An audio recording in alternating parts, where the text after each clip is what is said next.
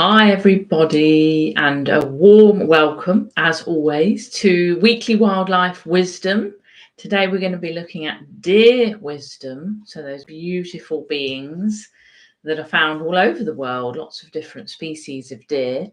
We're going to look at how they move with grace and what we can learn in our lives, in our human bodies, about their amazing energy and wisdom, and how I really strongly believe that there's a part of all of the species within us. We are all part of this big hologram. So within us is all of the species, and within all of the species, they also have everything and a little part of us as well. I really strongly believe that. I learned about that quite a number of years ago around the area of quantum physics, and that all life, all matter, all energy is made up of the same basic things. And when I learned about this, it just made sense to me. So I really do find that the more we become curious and aware of other species aside from ourselves, and we're fascinating enough and complicated enough, the more we can understand ourselves and who we are in totality. And I think more than ever in our day-to-day modern life, as we're experiencing it anyway, we really do need and can benefit from connecting more deeply to a much broader perspective of life, not just from the human perspective. And to remember that we are part of nature. We're an equal part, just as all others are, just as the deer are, and all of the species. So let's dive into that.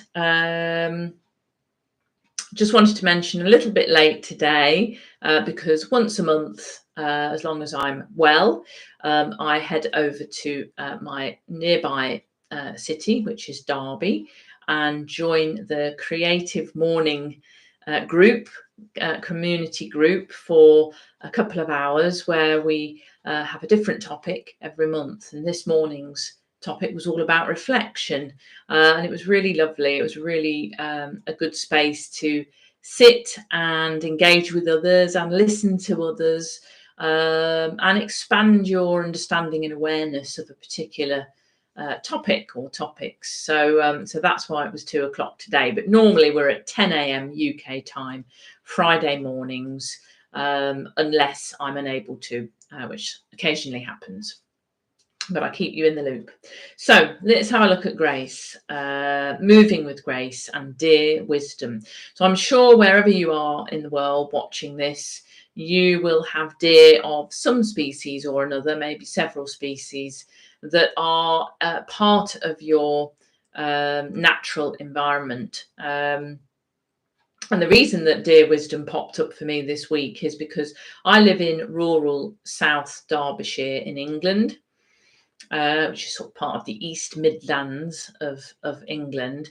And unfortunately, we've lived here for 11 years, and I'm yet to see any deer in this little hamlet that we live. But I had a message from our neighbour a few days ago saying that they had spotted a lone roe deer in the village. So I've been keeping my eyes open, but I haven't seen her at this point. So I'm hoping that I might get a glimpse. It concerned me if she was by herself, because obviously that's not their normal way of living. But B, it was also really exciting because, as I say, we just don't see them here. And I'm sure that however many years ago, deer would have been naturally in this rural habitat. So it is a shame. But that's why I was reaching out, wondering who the species would be this week. And then deer popped up. And I do love the energy and wisdom. So let's dive in. So if you think about yourself for a moment, what would living with more grace in your life look like, feel like, sound like? Have a ponder of that as we continue to explore deer wisdom, because I think of there are many animals that I would consider to be very, very graceful. But I think the deer have a very unique take on that. They are capable of moving so quietly and so stealthily, and in such a state of present awareness. And this is often the case with prey animals, animals that are predated on by others. And their level of presence and awareness is amazing. And if we could even get a little bit closer to that level of presence and awareness, not fearful, because they're not fearful animals until they notice there's a threat in their immediate vicinity, and then they come into fight, flight, or even freeze sometimes. So we're thinking about how that level of awareness would help us to stay in our body, connected to who we are, grounded into the earth, and able to respond to whatever shows up, but not anticipating or preempting things, but responding to what is, and dealing with that, whatever that is in our life. So I think that's lovely. They're also very, very quick to respond if they need to. They're very fast and agile, and they're very flexible. They're very, very bouncy as well. If you've ever seen deer escaping, any of the deer and antelope family are absolutely incredible in terms of agility, speed, and energy. So what does that look like for us in our life as well? And how can we help support ourselves to become more like that, for our own benefit and the benefit of those that we serve around us, and our family and friends, etc. So what I would suggest, and I always suggest this, is even if you don't ever see deer where you are, doesn't matter.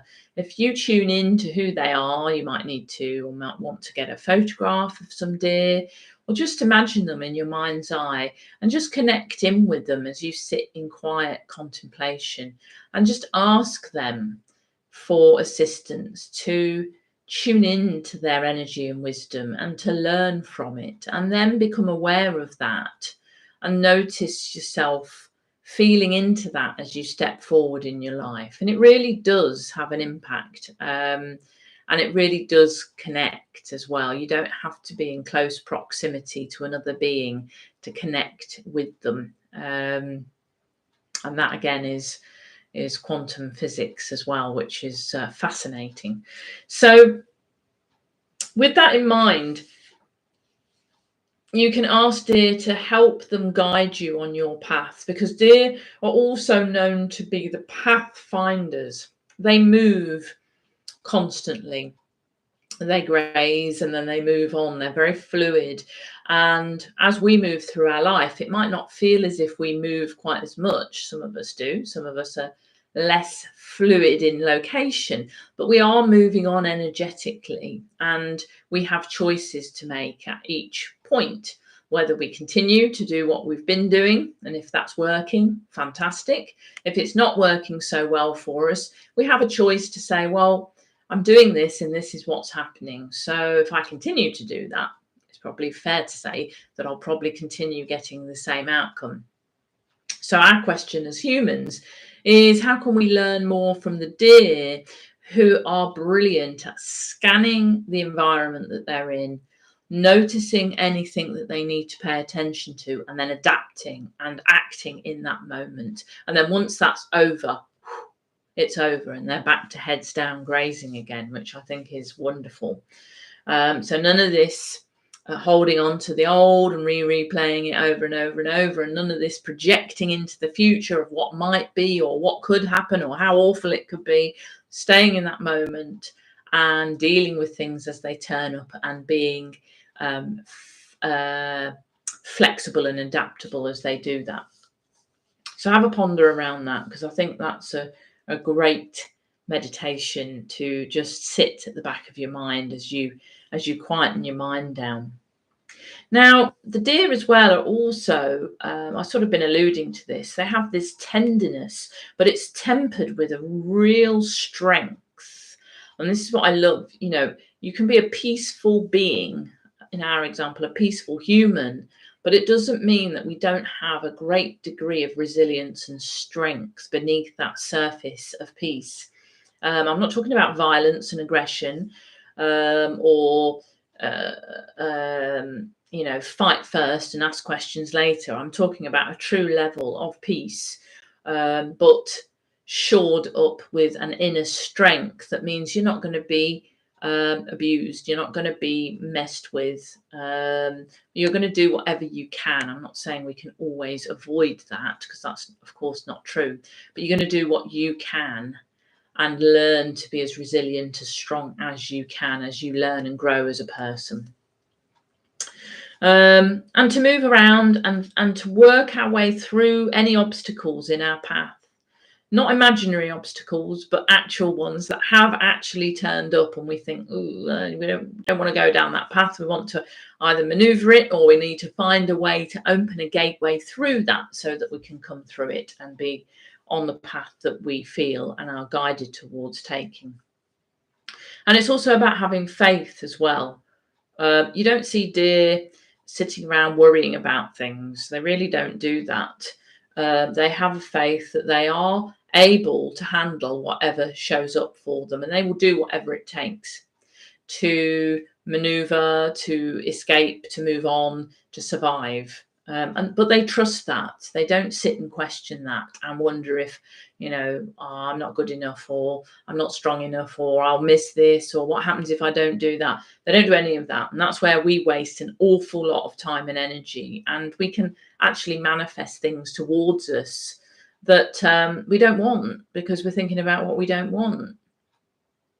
So let's think about what we want, without attachment to outcome or to exactly how it happens, but trust and have faith that we can maneuver and we are strong and resilient enough to find a way. Often means asking for help. So deer always, and this is why I was a little concerned about the lone deer, which is what happens when you get species being pushed to the brink of extinction, numbers getting very low, where they're not designed to be by themselves. They're designed to be in a herd. They're designed to lean on each other and to reach out for help and support when they need it. And we're the same. We need that as well. And I think we're on the cusp of losing that in many respects in our life, with a number of things that have been happening. So they have, the males and the females have antlers. Not all of them. Some of them have very small antlers, but some of them have huge antlers. And they are made of, they're not bone, but they are living tissue that then eventually dies and falls off and is renewed every year in the species that have antlers. And in ancient traditions, and I'm connected and most interested because of that connection in the Celtic ways, and that tradition, along with many indigenous traditions around the world, believe that the antlers are a very powerful connection to spirit, to the source of all energy, whatever you believe that to be, and that they connect them. So they have this ability to really trust and have faith at that higher level, that they are supported. And I think for us, we don't have antlers, we have our hair, which again in indigenous cultures is said to be a conduit to help us to connect with higher energies. But we have our intuitive ability nonetheless. So we can call on our intuitive connection to something bigger than us, however you perceive that, and we can ask for that guidance. But it only comes to us if we ask and we have that connection. If we don't ask, it's never thrust upon us. We're not guided by a force, but we can ask and receive guidance, if that makes sense. So think about that as well. And here we are in autumn in the Northern Hemisphere. So in terms of the deer, their antlers will be starting to get ready to fall off. Not quite yet, but that's a period of renewal and rest and waiting for the spring when the antlers will start to regrow. Interestingly, as an aside on the connection to hair, I've decided it feels right after many years to have my hair cut shorter. I'm not going to have it short, but I'm going to have a good amount of this cut off next week. So next Friday, you will see me with my new shorter hair. So for me, that feels like it's the beginning of a new phase. It's letting go of the old. Some of this old hair is probably like, I don't know, 5-6 years old. So it's letting go of that and embracing a new phase in my life, which is on many levels feeling exactly what I need to do. So that's a part of that connection. And also the deer has a strong connection with the heart chakra, which I find fascinating. And that's all about love and connection, loving connection. So again, when you encounter deer, if you're lucky enough to see deer and you get yourself into a quiet observation mode, you can feel that energy really strongly with these beautiful beings. And again, that real strong sense of grace within that love as well. Now, I mentioned they're prey animals.